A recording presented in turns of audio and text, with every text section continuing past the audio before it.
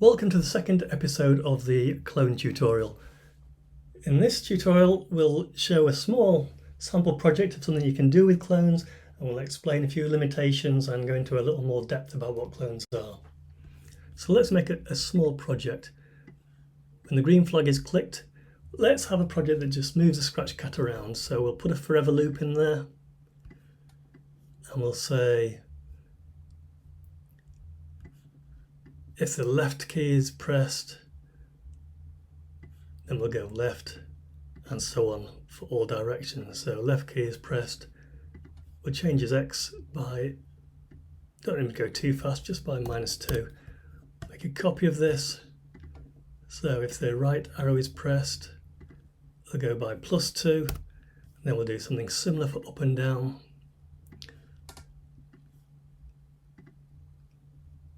If I press the up arrow, then Y will get larger.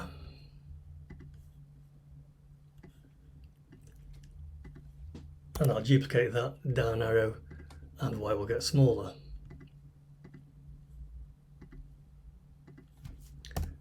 And if I run this code, I can move Scratch Cat around. It's very exciting. It's going a bit too slow there. I'm going to double that speed. -4, 4, 4, -4. And yes, he's moving around quite nicely there. Now, I'm going to create a clone on every single frame. So, let's go to create a clone of myself. Stop it running first. Now, add a create clone of myself. Let's run it again, and it looks no different. But remember, all the clones are exact copies. They're all in the same place. If I move Scratch Cat, he's actually leaving a clone behind wherever he goes until then.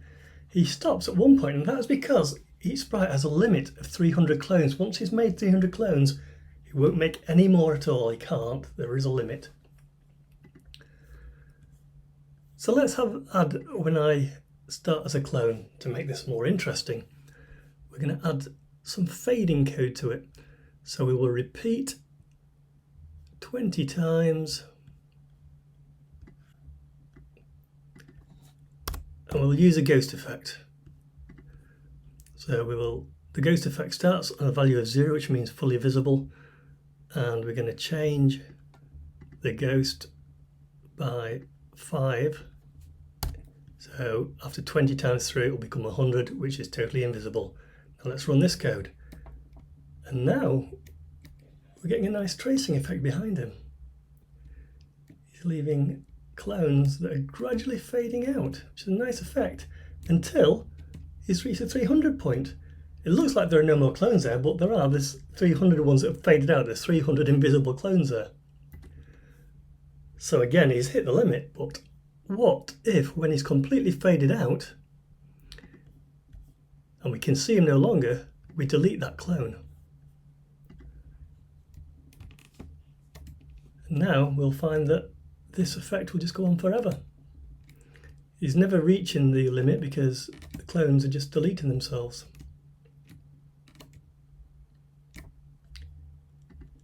We can add a variable to show this. And this variable is going to be for all sprites. It's going to be clone counter. And we'll display it on the screen at the top. At the beginning of the project, we'll set clone counter to 0. Every time we create a clone, when I start as a clone, it will change the clone counter to 1.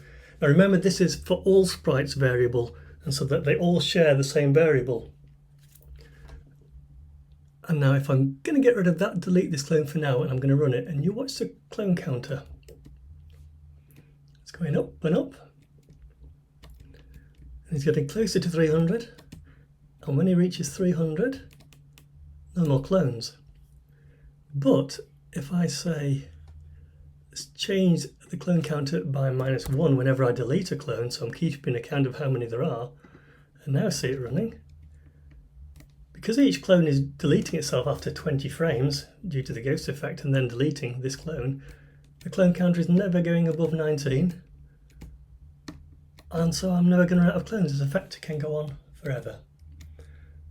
So it's important to realise there is a limit to the number of clones you can have on the screen, and it's important to delete the clones when they're no longer being used, when they're invisible, when they're finished with. And that way we're going to keep control of what we're doing. So that's a nice place to leave this tutorial. In the next tutorial we'll move on to broadcasts and clones.